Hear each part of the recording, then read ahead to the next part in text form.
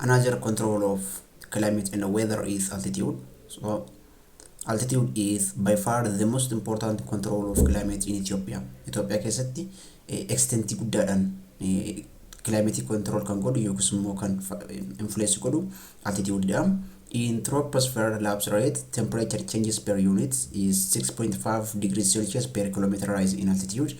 Amma altitude in 1 kilometer dabalati deemu degree 6.5 degrees Celsius temperature qannasati akka deemudha. In general, in Ethiopia, as altitude increases, temperature decreases, pressure decreases, and rainfall increases. Pressure decreases because the amount of air particle left in space or in atmosphere is decreased. Then pressure is decreased because number of particles are decreased as altitude increases. So the other topic is spatio-temporal distribution of temperature. What does it mean? Spatio means space use or place. So kan jechuun bakka irratti hundumne jechuudha. Temporal kan jennu immoo time irratti hundumne jechuudha. Distribution of temperature. Temperature akkaataa inni yeroo fi bakka irratti gargar ta'u ni ilaalla jechuudha. Every part of the country to experience overhead sun twice a year. Itoophiyaan saanii yookiis immoo biiftuu waggaa tokko keessatti si'a lama overhead ta'a jechuudha yookiis immoo kallattiidhuma irratti gadi ba'a jechuudha. Temperature decreases towards the interior highlands. Lafoota keessa jiran fakkeenya kan akka Residential Valley Mountains many highlands kan jedhamu jiru. So temperature irra jiru amma dachee lafa gadhoo karraa baane tabbisaan irratti baanu temperature decrease ta'a deema jechuudha. Mean annual temperature varies from over 30 degrees centigrade in tropical lowlands to less than 10 degrees centigrade at very high altitudes. Lafoota hol jedhoo Itoophiyaan qabdu temperature isaanii baay'eensaa degree centigrade kudhanii gadi yoo ta'u lafoota gadhooqa ta'an Itoophiyaa keessatti immoo degree 30 fi isaa ol ta'an akka jiran kun agarsiisa jechuudha. The lowest mean annual temperature are recorded Bale Mountains. Degree centigrade kudhanii gadi kan qabu Bale Mountains jechuudha. Bale Mountains garuu akka Itoophiyaatti gaarii dheeraan Residential ta'uyyuu Bale Mountain lowest mean annual temperature kan qabudha akka Itoophiyaatti. The highest mean maximum temperature in country is recorded in Afaan depression. Afaan depression keessattidha jechuudha. Baay'ee maximum temperature baay'ee ho'aa kan jedhamu Afaan depression yookiis immoo dhooqa Afaan keessattidha jechuudha.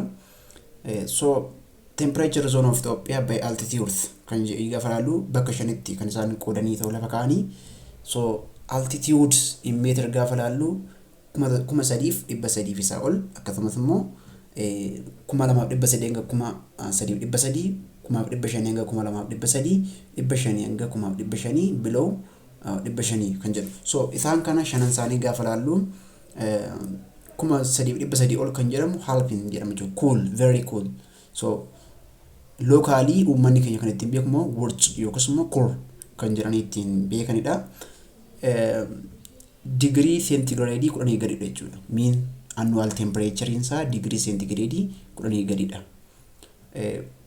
Meetira 2,300 hanga 3,300 kanneen jiran altitude Itoophiyaa cool temperature dha. Uummata keenya biratti yookiis immoo local Itoophiyaa keessatti kan beekamu kun globally dha jechuudha. Kun globally isa kana globally kan ilaalludha. Kun immoo locally.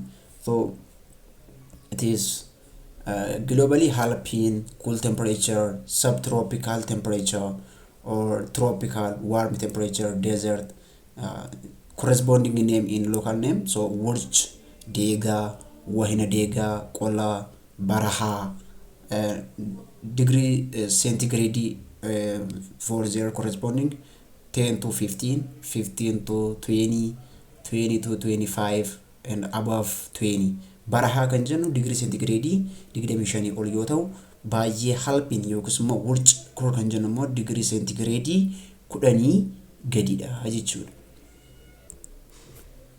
Most part of Ethiopia gets its maximum temperature when sun is overhead in the north of equator. March to June kana jechuun kun ji'a March yoo ta'e so March, April, May, June, July, August. Ji'oonni kunniin yoo jiraatan so qilleensi Itoophiyaa ho'aa kan ta'u ji'oota kanneen jechuudha.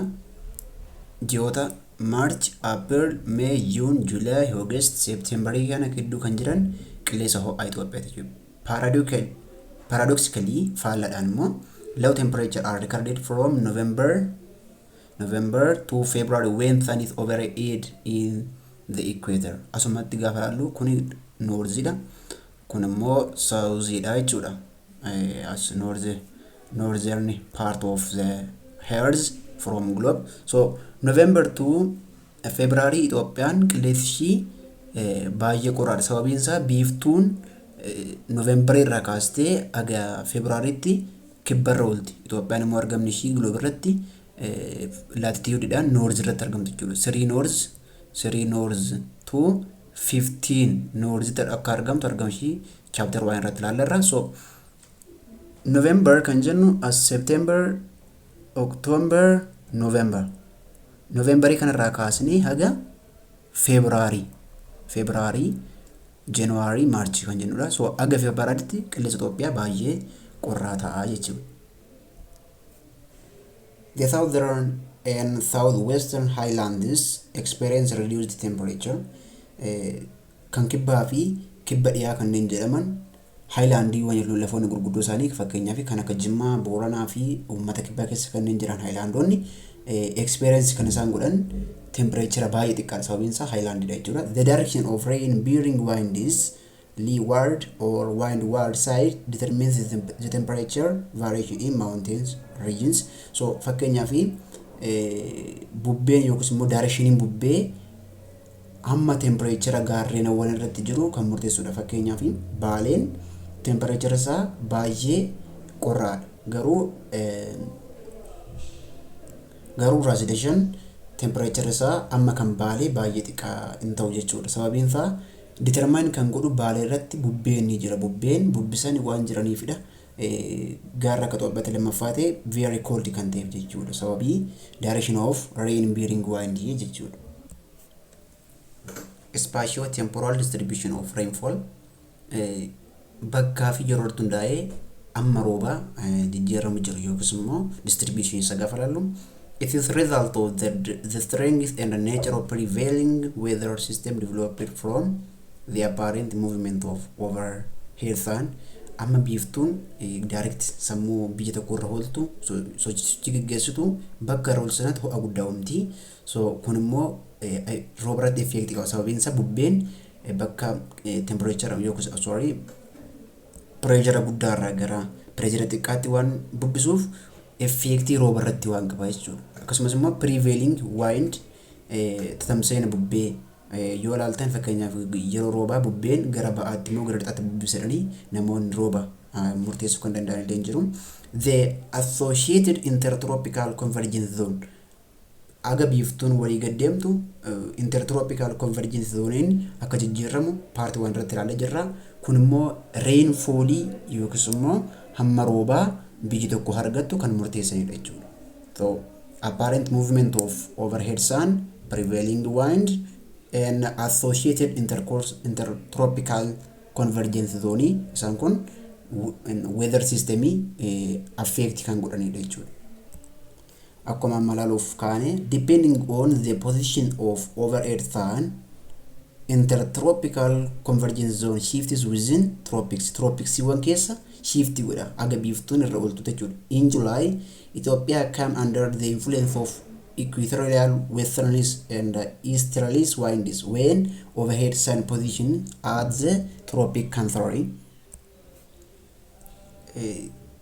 Yeroo July kanatti biiftuun gara kaabaa baate jechuudha. July kana keessa gara kaabaa tropic cancer kan jennu 23.5 degree irratti ol baati. So yeroo sana bubbeen jiran Itoophiyaadhaaf kan kennan westernidhaa fi eastern windidha. Kun immoo yeroo ganna akka ta'u roobni akka dhufu Atlantic Oceanidhaa fi akkasumas immoo Indian Ocean irraa akka dhufu rainfall effect haala sanaatiin kan taasisaa turan jechuudha. In January, sun's position shifts to Tropic of Capricorn, leaving the region for the prevalence of the northeast trade winds, dry winds. During this time, only the Eritrean coastal land and the Afar region receive rain. In most of Ethiopia, Western Eritrea, Somalia, it became the dry season. Yeroo January kan jennu immoo biiftuun gara kibbaa yookiis immoo Tropic of Capricornitti deemti jechuudha. Yeroo kanatti North East Trade Wind kan jennu bubbee lafarraa ka'udha. Qaama bishaan osoo hin taane bubbee lafarraa ka'udha. Bubbee lafarraa kun jiidha tokko iyyuu hin qabu. So dry wind jennaan.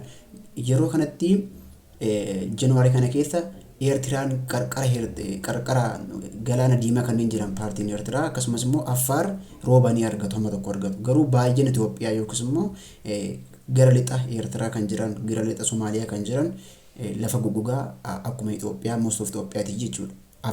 Affaartu argata yeroo January kana keessa eessarraa Indian Ocean irraa rooba argatti. Kun immoo position irratti hundoofnee amma akkaataan distributee ilaalatee jirra. Kaartaa kanarraa ilaaluudhaaf gaafa yaallu the position of the overhead sun January keessa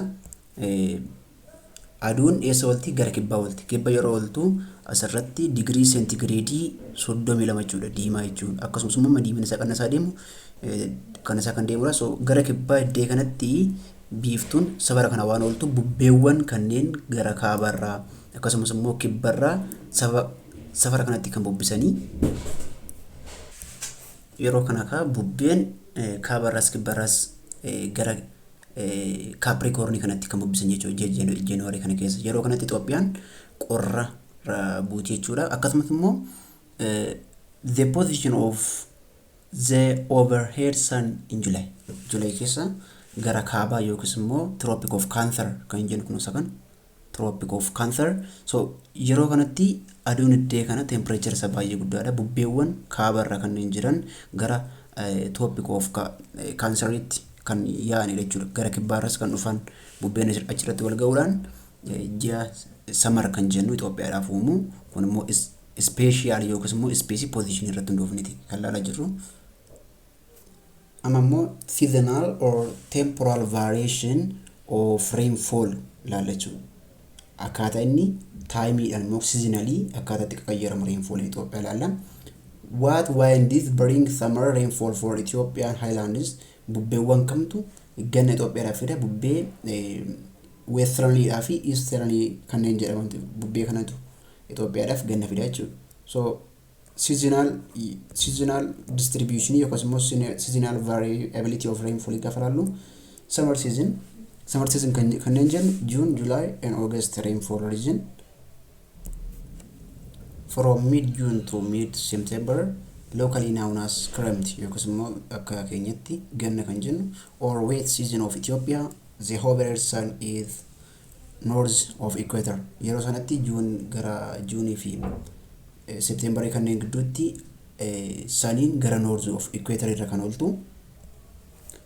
North of equator irra oolte jechuudha. Fakkeenyaaf yeroo kana as March yoo jenne kana March yoo jenne September. So June gara September itti gaafa deemnu biiftuun gara kaabaa jirti jechuudha. Deemu north gara north pole of globe yoo ta'e biiftuun safara kana oolti. Ji'a kana keessa biiftuun safara kana jirti jechuudha. So intertropical convergence zone are in southwest Africa, while high pressure anticyclones are over Atlantic and the Indian Ocean around the Tropic of Capricorn. Okay, jechuun iddeen kun gara southwest of Africa kanneen jennu safara kana yoo ta'u, Atlantic Oceaniin kanneen jiran akkasumas immoo Indian Oceaniin kunniin anticyclone yookiis immoo high pressure yoo ta'u, iddeen southwest Africa kun immoo lowest pressure yookiis immoo intertropical convergence zone kan ta'udha iddeen kuni jechuu isaati. The major wind systems that bring summer rain in Ethiopia are equatorial westernies, Guinea monsoon winds and southeasternies. So gaaffii jalqabarratti gaafa deebisu yaallu qaamni bubbee nuuf kennan kun immoo samarii nuuf fidan equatorial westernies or southeasterly jechuudha. Atlantic and the Indian Ocean are source of currents and rainfall, but Atlantic Ocean is main source kan jennu. So Keremtiin baay'ee can become Keremt rains cover most of part of Ethiopia except southeast lowland and Afaan depression. Afaan depression kan argatani January keessa akkate yaalaalleterra akkasumas immoo southeast illee akkasuma so Keremtiin Ethiopia keessatti baay'inaan kan argamu Atlantic Ocean irraayedha. So Atlantic Ocean is main source kan jennu kanaafidha. Source qaamni bishaanii rooba nuuf kennu Atlantic Ocean jechuun the most rain fed region of Ethiopia are southwestern highland. Kanneen southwestern irra jiran rooba sarratti akka argatanidha kan ibsu. Autumn or September, October and November kanneen jennu ji'a birraati jechuudha. ጸደይ or nahar season jedhama afaan keenyan. Southeastern lowland get rainfall in autumn. So southeastern lowland kanneen jennu kanneen akka Somaalee fi Boorana kanneen qabatanii ji'a ጸደይ season ጸደይ akkasuma nahar season kan jedhu kusaa argatu. In autumn the intertropical convergence zone shifts toward equator weakening the equatorial western. Yeroo kanatti kan ganna nuuf kenna ture yookiis bubbeen gannaaf sababa ta'a ture weekend ta'atii dhufa jechuudha ji'a birraa kana keessa. During this season the southeasterlies from Indian Ocean showers the lowland in southeastern part of Ethiopia. So southern eastern part of Ethiopia ji'a birraa kana keessa jechuudha kan isaan rooba argatan southeastern part of Ethiopia. Sababiin isaa isa argatu Indian Ocean irraa kan isaan argatan ilaalla. To teebiliidhaan kafarru booda waan isin godhuuf winter yookiis immoo ji'a bonaa kan jennu kan Amaariffaan Bega jedhama jechuudha. December, January and February. So it is Bega or the dry season in Ethiopia. Ethiopia keessatti afaan Amaariffaan Bega kan jedhamu yookiis immoo waqtii bonaa jechuudha. So gaafa ilaallu Bega yookiis immoo dry season in Ethiopia jenna jechuudha. The sun is located in southern hemisphere. Yeroo kana biiftuun gara kibbaatti deemti kabarra fagaachaa waan deemtu. As a result the intertropical convergence zone shifted and located over southern of Ethiopia yookiis immoo southern of equator itti darbite jechuudha. North east trade winds invade Ethiopia kanneen kaabara dhufan lafa gogaarra kanneen dhufan lafa Ethiopia invade godhu. North east trade winds are dry because it rises from land mass qaama dacheerraati kan isaanii socho'anii. Thus winter is driest season in Ethiopia kan jennuuf kanaaf jechuudha. Bubbee sababa bubbee north east trade wind waan jedhamuuf jechuudha. That is the reason. Okay, thank you. Waqtiin dhumaan spring jedhama yookiis immoo march kan jennu jechuudha. March, April, May kanneen jennu ji'oota kanneen qabata spring yookiis immoo arfaasaan ji'oonni burqaanitti yaa'an jechuudha spring. Locally known as Belg or little rain season yeroo bokkaa xiqqeenyaa kanneen jedhamu beekana. Most winds on shores from Indian Ocean irraa jechuudha kanneen dhufan invade the southern part of Ethiopia for second time. Ammas immoo kibba Ethiopia yeroo lammaffaatiif jechuudha. Jalqabasi ji'a gannaa yookiis immoo Keremtii keessa invade gochaa turanii.